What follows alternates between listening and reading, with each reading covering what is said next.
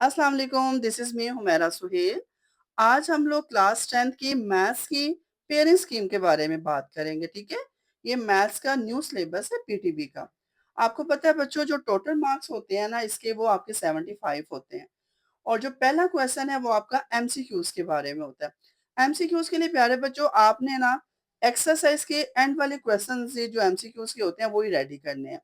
इसमें आपके chapter number 1 से 8 तक और जो चैप्टर नंबर 10 है, इनमें से आपका एक-एक एमसीक्यू आना है, ठीक है? और जो चैप्टर नंबर 9, 11 और 12 है, इनमें से आपके 2-2 एमसीक्यूज़ आने हैं, ओके? तो आपने क्या करना है एमसीक्यूज़ के लिए जो आपके चैप्टर के एंड में जो एक्सरसाइज़ दी होती है, आपने उन्हीं को ही अच्छी तरह से रेडी करना है, ओके? इसके बाद आता है part number 2 it's about short questions. आपको पता है कि 3 पार्ट्स होते हैं शॉर्ट क्वेश्चंस के। इसमें जो पार्ट 1 है ना, इस दफ़ा उन्होंने क्या किया है कि 4-4 चैप्टर्स के उन्होंने शॉर्ट क्वेश्चंस के पार्ट बना दिए। यानी कि जो पार्ट 1 में आपके 4 चैप्टर्स इंक्लूड हैं। इसमें चैप्टर नंबर 1 है, 2 है, 3 एंड 4 है, जिसमें से आपके 12 नंबरों के सवाल आने हैं, ठीक है? तो आपने ये 4 जोन से है ना चैप्टर्स शॉर्ट क्वेश्चंस के लिए रेडी करने हैं, ताकि आपका जो पार्ट 1 है वो कंप्लीट हो जाए। इसके बाद आता है पार्ट 2। पार्ट 2 के अंदर भी आपके चैप्टर नंबर 5 है, 6 है, 7 है, 8 है। इन 4 चैप्टरों को आप करेंगे, तो आपका शॉर्ट क्वेश्चंस का पार्ट 2 रेडी हो जाएगा। इसके बाद प्यारे बच्चों आपका है चैप्टर नंबर 9, 10, 11 और 12। ये अगर आप रेडी करेंगे तो आपका शॉर्ट क्वेश्चंस का पार्ट 3 रेडी हो जाएगा, ठीक है? इसमें जो पार्ट 1 है वो बहुत इंपॉर्टेंट है, यानी कि उसके 4 चैप्टर अगर आप करेंगे, तो मैं आपको बताती हूँ इससे आपको और भी क्या फ़ायदा होगा। अब आपको समझ आ गई कि शॉर्ट क्वेश्चंस आपके किस तरह से आने हैं और आपको उन चैप्टर्स को कैसे रेडी करना है। इट मीन्स कि आपको पूरी बुक की शॉर्ट क्वेश्चन के लिए रेडी करनी पड़ेगी, ठीक है? इसमें आप ये कर सकती हैं कि आप देख लें कि लॉन्ग क्वेश्चन के लिए आपने जो चैप्टर सेलेक्ट करने हैं वो कर लें और बाकी जो रेस्ट ऑफ द चैप्टर्स होंगे वो फिर आप शॉर्ट क्वेश्चंस के लिए कर लीजिएगा, ठीक है? इसमें से बस चैप्टर नंबर 7 एक ऐसा चैप्टर है, जिसे अगर हम स्किप भी कर दें ना, तो हम लोगों का गुज़ारा हो सकता है, ठीक है? अब हम आगे जाते हैं लॉन्ग क्वेश्चंस के। लॉन्ग क्वेश्चन आपको पता है आपको you have to attempt 2 long questions. इसमें जो आपका क्वेश्चन नंबर पहला जो-सा लॉन्ग क्वेश्चन का आपका होगा ना, प्यारे बच्चों वो आपके आने हैं पहले 4 चैप्टरों में से। यानी कि आपके जो 2 लॉन्ग क्वेश्चन है ना, क्वेश्चन नंबर 1 एंड 2 वो आपके आएँगे पहले 4 चैप्टर्स में से। उसमें से आपके ए और बी दोनों पार्ट कवर हो जाएँगे, ठीक है? यानी अगर आप पहले 4 चैप्टर कर लेते हो ना, तो आपके 2 लॉन्ग क्वेश्चन आपके कवर हो जाएँगे। साथ आपके जो शॉर्ट क्वेश्चंस का भी पहला पार्ट कवर हो जाएगा और लॉन्ग क्वेश्चन भी आपके 2 कवर हो जाएँगे, ठीक है? यानी आपके ये आपके 16 नंबरों का जो-सा लॉन्ग क्वेश्चन का हिस्सा है ना, वो आपके पहले 2 चैप्टर्स में से पहले 4 चैप्टर्स में से आना है, ठीक है? तो आपको लॉन्ग क्वेश्चन का अगर आपने क्वेश्चन नंबर 1 एंड 2 अटेम्प्ट करना है, तो आपको चैप्टर नंबर 1, 2, 3 एंड 4 करना पड़ेगा, ठीक है? अब मैं आपको कैलकुलेशन बताती हूँ, पहले 5 चैप्टर्स की कैलकुलेशन ऑफ मार्क्स कैसे बनेगी। इसमें देखिए बच्चों इसके आपके 4 एमसीक्यूज़ आएँगे, 12 नंबरों का आपका जो-सा है ना इसमें से आपका शॉर्ट क्वेश्चंस का पोर्शन रेडी होगा। और आपके 16 नंबरों का जो-सा ना लॉन्ग क्वेश्चंस का पोर्शन रेडी होगा। तो टोटल आपके 32 मार्क्स बन गए। अब देखिए कुछ ऐसे स्टूडेंट्स होते हैं जिन्हें मैथ्स मुश्किल लगता है या जो कहते हैं चलें बस हमारे पूरे-पूरे नंबर आ जाएँ, तो वो बच्चों पहले 4 चैप्टर वो अच्छी तरह से रेडी कर लें। इससे उनका जो-सा ना 32 marks out of 75 marks they can easily gate.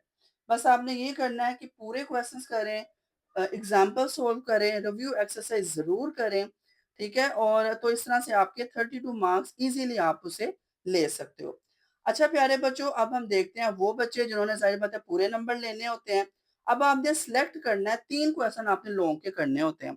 आपने अब सिलेक्ट करना है कि आपने जो नेक्स्ट क्वेश्चन लॉन्ग का करना है ना, उसके लिए आपने कौन से चैप्टर सिलेक्ट करने हैं।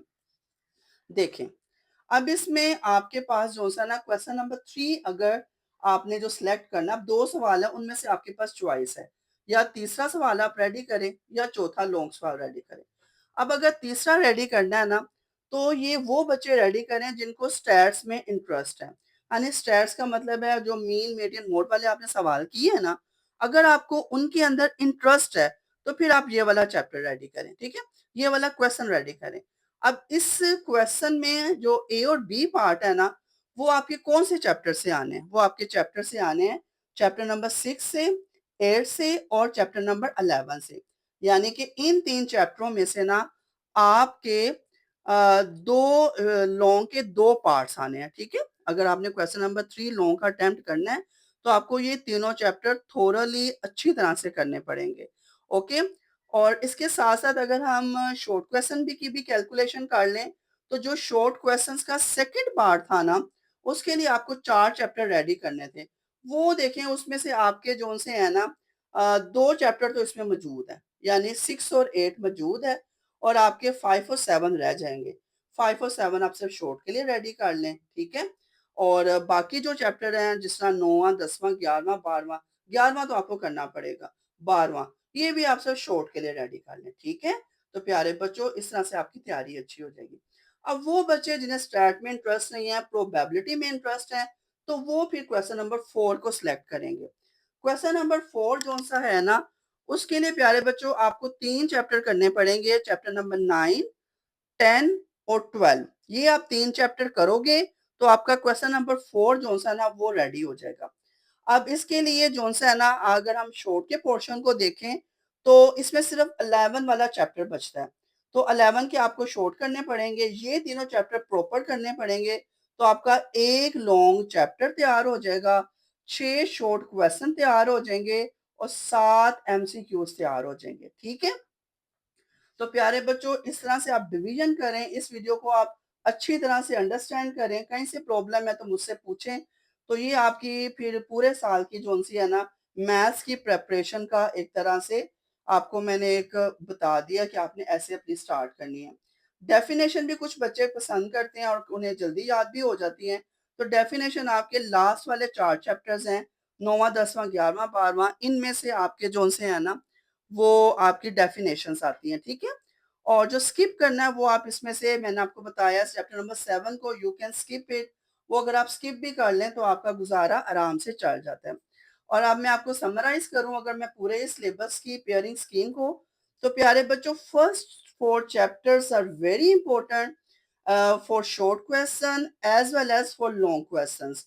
वो आपने अच्छी तरह से करने हैं और उसके बाद क्वेश्चन नंबर 3 और 4 में से आप देख लें कि आपने कौन-सा जौन-सा ना पेयर सेलेक्ट करना है, ठीक है? इस तरह से आपकी बड़ी अच्छी तैयारी हो जाएगी, ठीक है? Thank you very much. Hope so कि आपको ये मेरा समझ आया होगा और आप मुझे अब कमेंट्स में बता दें अगर if you feel any kind of problem और तो मुझे आप उसमें बता सकते हैं, ठीक है? चलिए थैंक यू वेरी मच।